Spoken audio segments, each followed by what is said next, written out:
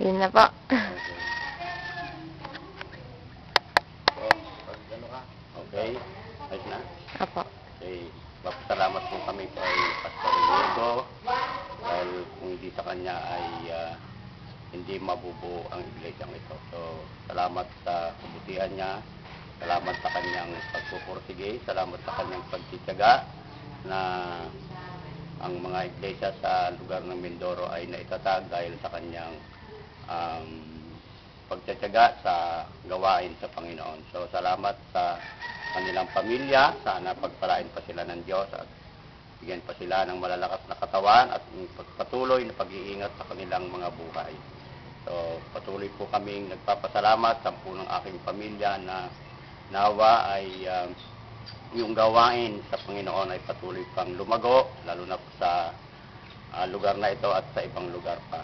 So, yun lang po at salamat po.